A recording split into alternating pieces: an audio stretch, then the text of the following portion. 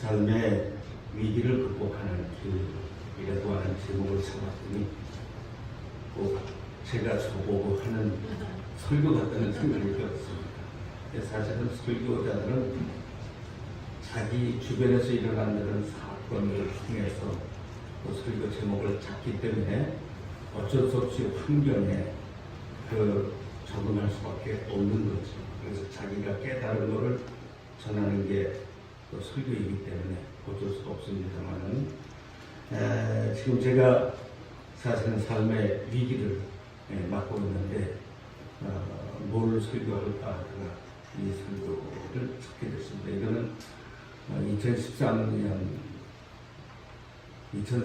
하여튼 10몇 년 된 설교의 내용입니다만은 저한테 또 여러분한테 도움이 될 것 같아서 이 제목을 잡았습니다. 제가 살아오면서 충격을 받았던 때가 있습니다. 우리 교인들을 데리고 서울 대공원에 야유회를 갔는데 케이블카를 타게 됐거든요. 이 케이블카를 탈 때 한 사람 한 사람씩을 다 손을 잡아주면서 올려주기도 하고 내려주기도 하는데 한 청년 종업원이 저의 팔을 잡아당기면서 할아버지 조심해서 올라오세요 그러더라고요. 그때 제 나이가 몇이냐면 51살밖에 안 됐거든요. 근데 제 머리가 새치가 많아갖고 흰머리가 많아요. 그러니까 이 친구가 제 얼굴을 보지도 않고 그냥 머리카락만 보고 할아버지라고 말한 거예요. 그래서 야 이 녀석아 너 눈이 뼈냐? 라고 말하고 싶었지만은 목사가 욕을 할 수가 없어서 참았죠. 그래서 속이 부글부글하고 이제 충격을 받고 돌아왔는데 제가 이제 은퇴를 하고 말레이시아에 가서 선교사회에 나가게 됐습니다. 근데 그때 한 선교사가 자녀들 셋을 데리고 이제 나타난 거예요. 그래서 같이 식사하고 그랬는데 이제 식사가 끝나고 난 다음에 제 옆에 있는 통신도 선교사님이 나이가 많은 분이 계셨어요. 그 아이한테 하는 말이 이분이 아저씨냐 할아버지냐 라고 물었어요. 나를 물끄러미 쳐다보더니 아저씨야 그러는 거예요. 할아버지 아니고 그러더니 아니야 아저씨예요 그러더라고요. 그게 머리가 또 염색을 해서 까매졌으니까 지금 머리가 3분의 2는 빠졌는데 이렇게 다 커버한 겁니다. 이제 조금 더 있으면 이 3분이가 더 나오면은 이 아주 머리가 숲이 무서워하게 될 겁니다. 근데 제 머리를 보고 이제 그렇게 얘기를 한 거죠. 그래서 내가 그랬습니다. 참 어쩌면 넌 그렇게 똑똑하냐.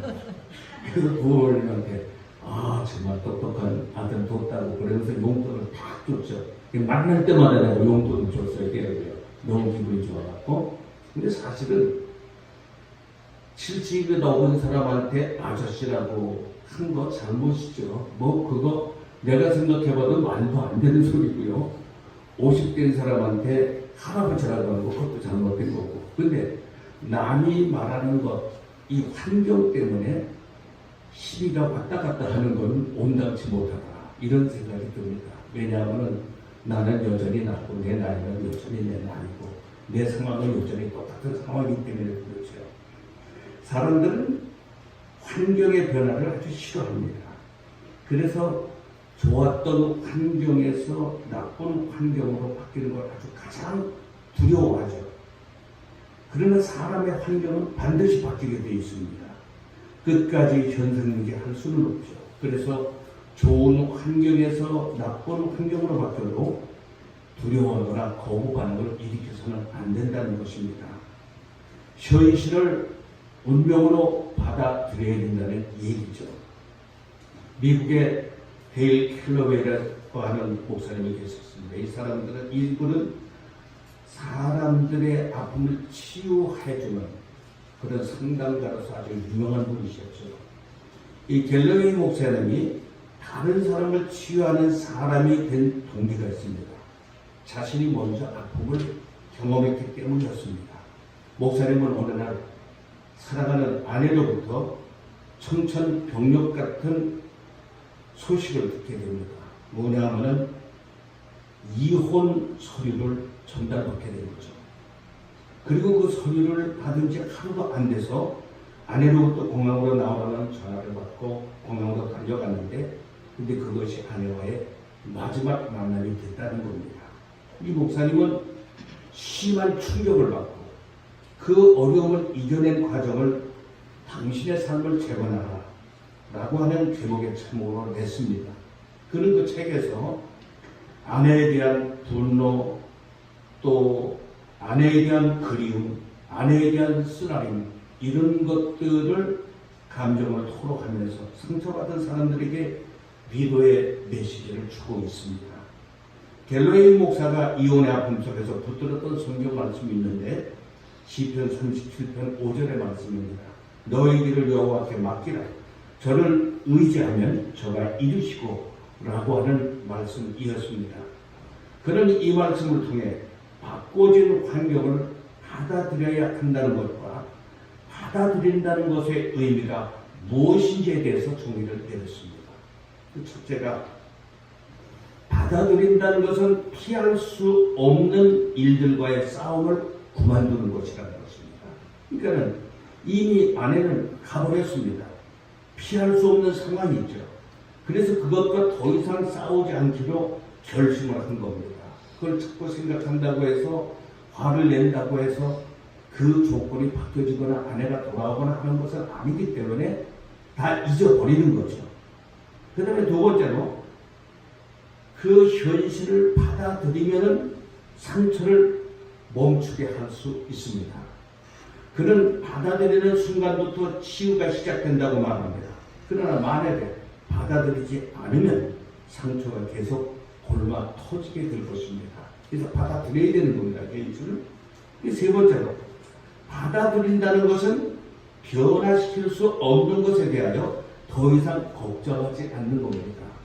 걱정한다고 내 피를 한 자라도 더할 수 있겠느냐? 그건 진리의 말씀이죠.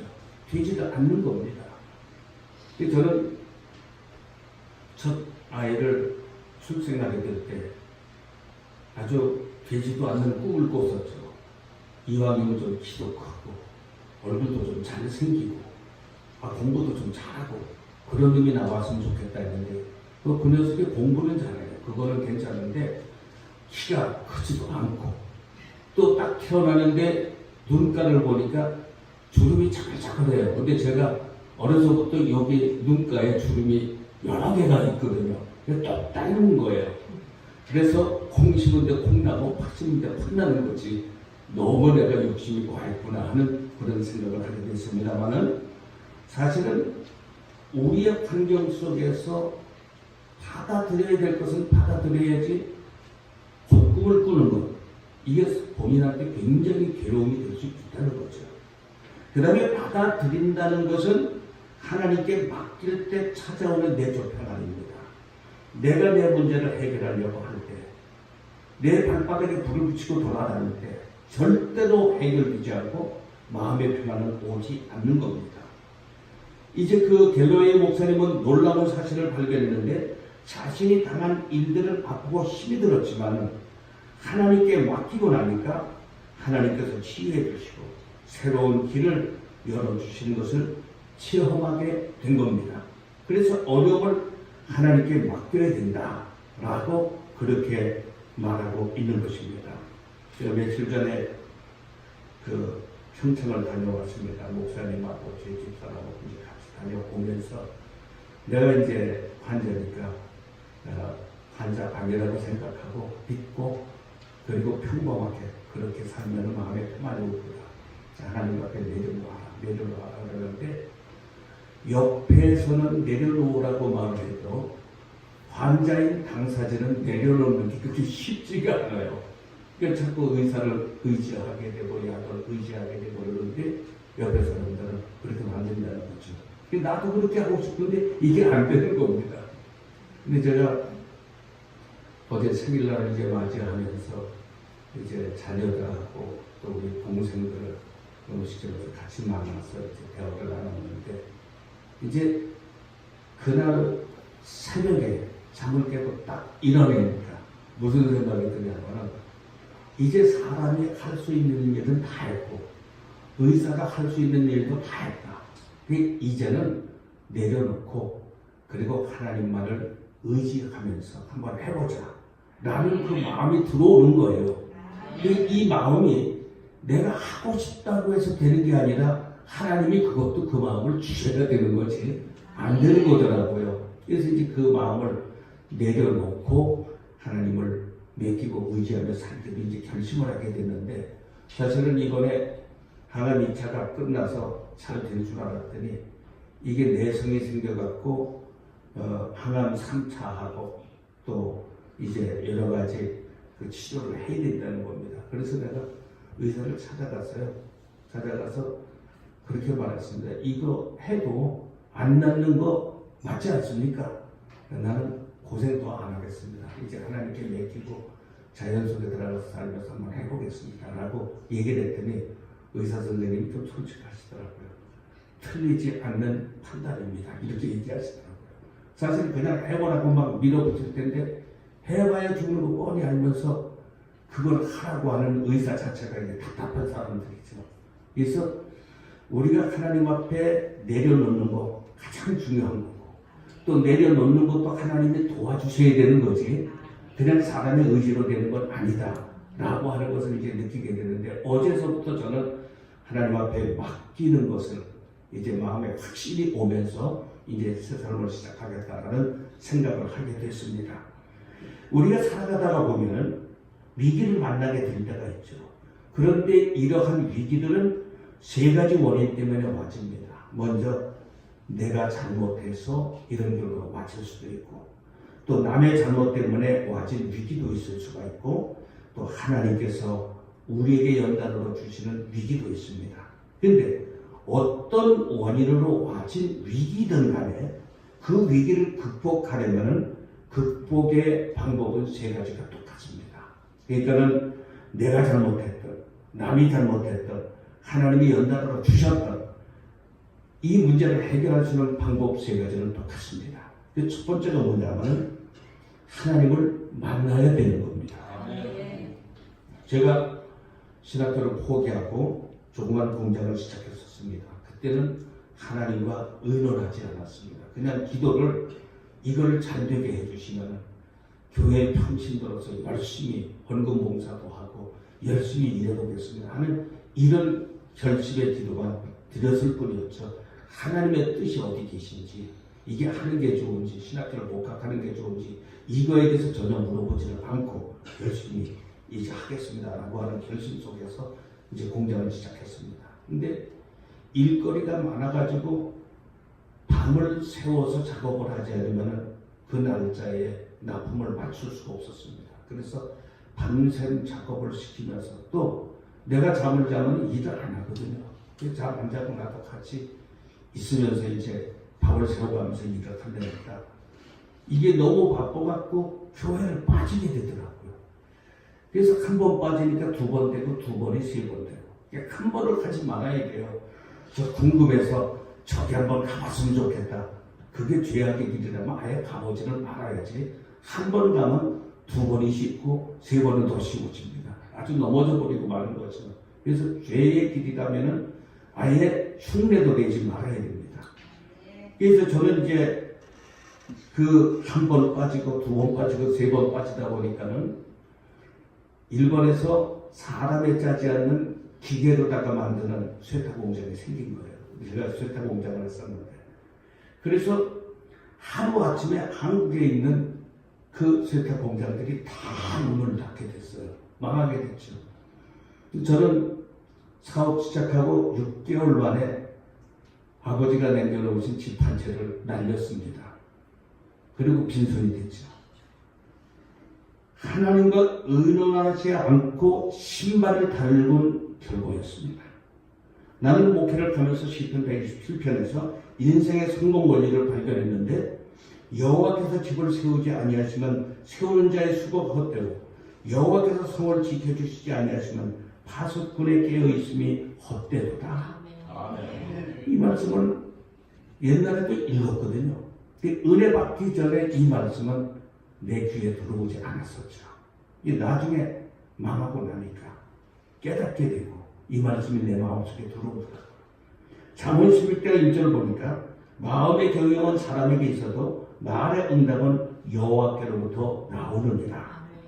인생의 성공은 여호와의 손에 달려 있습니다. 그래서 하나님을 찾아야 되는 거죠. 잠언 8장 17절 이하의 말씀 보니까 나를 사랑하는 자들이 나의 사랑을 입으며 나를 간절히 찾는 자가 나를 만날 것이니라. 부귀가 내게 있고 장구한 재물과 공의도 그러하니라. 위기의 원인은 여러 가지가 있지만 해결하는 방법은 동일하다는 것을 유념해야 됩니다. 어떤 원인에 의해서 위기가 왔든 위기를 극복하는 첫 번째 방법은 하나님을 찾는 것입니다.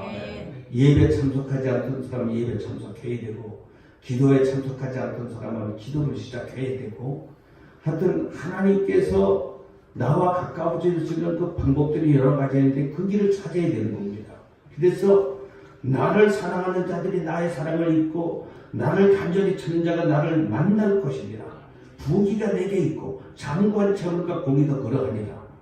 사람이 아무리 돈을 벌려고 쫓아다녀도 그거 되는 게 아닙니다. 돈이 나를 쫓아와야지 내가 돈을 쫓아간다고 되는 게 아닙니다. 왜냐하면 하나님께서 해결해 주시는 것이니까요. 그래서 우리는 하나님 앞에 모든 것을 맡기고 의지하고 찾고 기도하고 매달리고 그렇게 살지 않으면 우리 인생의 문제를 해결해 나갈 수가 없는 겁니다. 생사화복의 주장자 되시는 하나님을 찾아야 되는 겁니다. 위기를 만났을 때는 신발을 밟을 것이 아니라 먼저 무릎을 밟아야 됩니다. 무릎을 밟는다는 것은 하나님을 찾아서 기도하라는 것입니다. 이것이 살 길이죠. 미국의 어느 목적소에 근무하는 사람이 있었는데 그 근무하던 회사가 계속되는 불안 때문에 어쩔 수 없이 감원을 실시하게 됩니다. 그때 40대 초반의 티몬스 윌슨이라고 하는 그리스도인이 해고를 당했습니다. 실직자가 된 이 중년의 남자는 하나님을 찾게 됩니다. 그리고 간절히 하나님께 기도를 드렸습니다. 하나님, 저는 지금 직장에서 해고되어 살 길이 막막해졌습니다. 제게 살 길을 열어주십시오. 그리고 해고에 담겨진 하나님의 뜻을 저에게 알려주십시오. 라고 간절히 매달려 기도를 했습니다. 그가 하나님께 기도를 드리기 시작한 어느 날이었습니다. 하나님의 음성을 듣게 되죠. 그때 하나님의 뜻은 너는 여행자들이 묵을 아주 값싸고 깨끗한 여관을 지어서 사람들에게 봉사하라 하는 그런 명령이었습니다. 기도 응답을 받은 티몬스 윌슨은 있는 돈 다 털어서 여관을 지었습니다. 그리고 그 여관을 운영하기 시작했는데 싸고 깨끗하니까 많은 사람들이 찾아오기 시작했죠. 그래서 이제 그 여관이 아주 잘 됐습니다. 계속 발전을 거듭하던 여관은 후일 여러분들이 잘 알고 있는 홀리데이 인이라고 하는 미국 가면 아주 가장 유명한 호텔 중에 하나죠.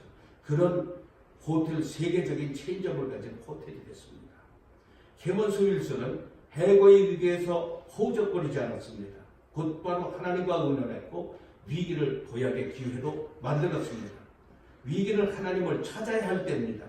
어떤 원인으로 위기를 만났던 위기의 때에는 하나님을 찾아가야 되는 때라고 하는 사실을 기억하시기 바랍니다. 아멘. 두 번째로 위기 속에 있을 때 이 위기를 통해서 나를 향한 하나님의 뜻이 무엇인지 이 하나님의 뜻을 찾아야 되는 겁니다. 하나님은 여호와 이레의 하나님이십니다. 즉 우리를 위한 계획이 있으시다는 말씀입니다. 오늘의 신약본문 풍랑에 대한 이야기가 있습니다. 유라굴로라는 풍랑을 만나 살기 위해 배에 있던 짐들을 바다에 집어던지고 오랫동안 먹지 못한 채 바람 부는 대로 떠다니면서 두려워 떨고 있던 배에 있는 사람들에게 바울 사도가 이렇게 말합니다. 이 바울 사도는 그때 로마에 가서 재판을 받게 해달라는 요구를 해갖고 로마의 시민권자였던 이 바울이 유대에서 재판을 받지 않고 이 로마로 가는 배를 타고 로마로 가고 있는 중이었습니다. 죄수로 가고 있었죠.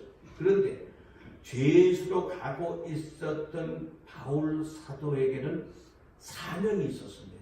하나님의 뜻이 있었습니다. 뭐냐면은 아직까지 복음이 전파되지 않은 세계 수도인 로마에 가서 복음을 전하라고 하나님의 뜻이 담겨져 있었고요.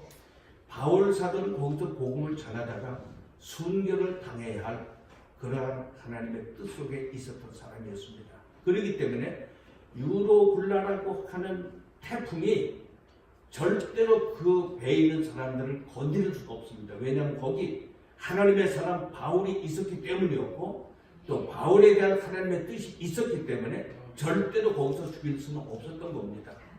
그러므로 하나님의 사람이 있는 가정, 하나님의 사람이 있는 교회, 하나님의 사람이 있는 직장, 하나님께서 지켜주십니다. 그래서 우리는 항상 하나님의 뜻을 생각하며 하나님의 뜻대로 순종하는 자세를 가지고 살아갈 때 우리 앞길에 평탄한 길이 열려지게 될 줄로 믿습니다. 인류 역사상에 가장 아름다운 음악 작품을 남긴 사람이 있는데 그의 생애는 아주 어려웠습니다. 그의 생애는 고난의 연속이었죠. 그래서 9살이 되기 전에 아버지, 어머니 모두 돌아가셨고 또 어른이 되어서도 생활은 여전히 어려웠습니다. 그리고 결혼한 지 13년 만에 아내가 죽었습니다. 재혼을 했는데 자녀들 중에는 정신박약아도 있었습니다. 설상가상으로 나이가 들면서 눈이 멀게 되고 뇌출혈로 쓰러져서 반신불수까지 됐습니다. 그러한 상황 속에서 그는 여전히 작곡 활동을 계속했죠. 그의 작품들은 사람의 영혼을 사로잡을 만큼 장엄하고 하나님을 찬양하며 경배하는 감사의 노래들이었습니다. 이 사람은 독실한 루터교 신자였던 요한 세바스찬 바라고 하는 음악가였습니다. 그가 이처럼 심오한 찬양곡을 작곡할 수 있었던 그 힘은 누구보다도 인생의 고난을 더 깊이 체험했기 때문이었습니다.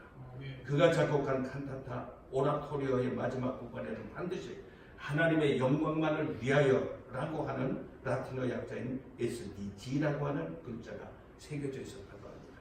그는 엄청난 고난 속에서도 하나님만을 사랑하며 하나님의 영광만을 위하여 살다가 위대한 음악을 작곡하게 된 거죠. 성도 여러분, 위기 속에서 들려주시는 하나님의 음성이 있습니다. 그 음성은 너는 영적 그리스도인이 되라. 그리고 하나님의 영광을 위해서 살아라. 이 두 가지 뜻이 위기 속에 담겨져 있습니다. 그래서 우리는 위기를 통하여 하나님과 가까워지게 됩니다. 위기를 통하여 다른 사람의 고통을 이해해주고 도와줄 수 있는 사람이 되며 위기를 통하여 하나님의 영광을 위해서 사는 삶을 살게 될 것입니다. 그 다음에 세 번째 계획이 있습니다. 약속하신 하나님의 말씀을 믿어야 된다는 거죠. 기적은 믿는 자의 것입니다. 믿음은 기적이 일어납니다. 바울은 풍랑을 만나 두려워 떨었던 사람들을 향하여 이렇게 말합니다. 여러분이여 안심하십시오. 나는 내게 말씀하신 그대로 되리라고 하나님을 믿습니다. 하나님은 신실하십니다. 하나님은 전능하십니다. 그리고 여러분을 사랑하십니다. 그래서 폭풍은 하나님의 목적을 변경시키지 못합니다. 폭풍은 하나님의 자녀를 해할 수도 없습니다. 성도 여러분, 혹시 위기 속에 있습니까? 문제가 너무 심각하고 감당하기 어렵기 때문에 지금이 마지막이라고 생각하십니까? 여러분들은 선원들처럼 자신의 소유를 다 내버려야 될지 모릅니다. 그리고 배 자체를 포기해야 할지도 모릅니다. 그러나 하나님은 여러분의 목숨을 살려주시고 이 위기를 극복하게 하시사 승리케 해 주실 것입니다. 아멘. 왜냐하면 하나님이 약속하셨기 때문이었죠. 하나님의 약속은 확실합니다. 그러므로 약속이 성취될 때까지 기도하며 우리는 기다려야만 되는 겁니다. 빈민가 출신으로서 큰 부자가 된 깁슨이라고 하는 크리스찬이 있었습니다. 사람들이 이 사람에게 물었습니다. 부자가 된 비결이 무엇입니까? 그때 세 가지를 얘기합니다. 첫째로 술을 마시지 말고, 두 번째로 고생을 두려워하지 말고 열심히 일하고, 세 번째로는 하나님을 믿고 의심하지 말고. 그래서 한 사람이 이렇게 말했습니다. 그건 사람들이 다 아는 얘기 아닙니까? 라고 말을 했습니다. 그랬더니 깁슨이 하는 말이 그렇소. 그러나 당신은 아직 그걸 실천하지 못하고 있지 않습니까? 실천을 안 하기 때문에 기적이 안 일어난다는 거죠. 실천하라는 겁니다. 신앙이라고 하는 건 뭐냐? 하나님의 약속의 말씀에 전 존재를 걸고 신뢰하는 것. 그게 신앙입니다. 창세기 15장 1절 이하에 보니까 이런 말씀이 있습니다. 이후에 여호와의 말씀이 환상 중에 아브라함에게 임하여 이르시되 아브라함아 두려워하지 마라. 나는 내 방패요 너의 지극히 큰 상급이니라. 이 말씀을 주실 때는 언제였냐면은 아브라함이 가병 430명을 이끌고 가나안 연합군과 싸워서 자기의 조카 롯과 그의 가족들 잃어버린 모든 물건들을 찾아갖고 돌아온 뒤였는데 사실은 돌아와서 다리가 덜덜 떨립니다. 왜냐하면 가나안 연합군이 또 진격해 들어오면은 이게 이겨내기 어려울 텐데 하는 그 두려움이 그 마음속에 있었어요. 그리고 이제 아브라함이 고향 하란을 떠난 이유는 자식을 주신다는 하나님의 약속의 말씀이 있었기 때문이었고 가나안 땅을 주신다는 약속의 말씀이 있었기 때문이었죠. 그런데 가나안 땅에 왔는데 100살이 다 되도록 한 25년이 다 되도록 자식이 없는 겁니다. 그래서 하나님께서 이 약속의 말씀을 주실 때 이 약속의 말씀은 두 가지죠. 하나님은 보호해 주실 것이다. 그리고 두 번째로는 자식을 주실 것이다. 그래서 아브라함은 그렇게 말했습니다. 난 자식 없습니다. 내가 상속할 수 있는 사람은 엘리에셀이라고 하는 내 종밖에는 없습니다. 그랬더니 하나님이 너 밖으로 나와봐라. 하늘의 별을 봐라. 별들이 얼마나 많으냐? 숫자 셀 수 있느냐? 못 셉니다. 내 자손들을 하늘의 별처럼 많게 해주겠다 라고 약속을 하셨습니다.